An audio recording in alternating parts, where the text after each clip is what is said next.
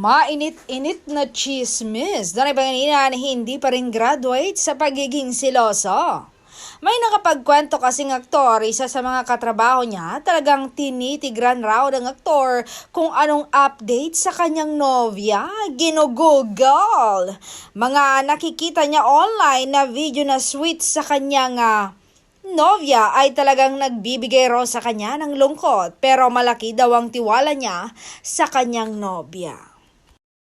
At tinatawagan niya daw ang nobya nang diretsahan niyang sinasabi na nagsiselos siya, pero sweet pa rin. Yung tipong, nagsiselos ako love, please lang, sige, uwi na ako dyan. Yung ganyan.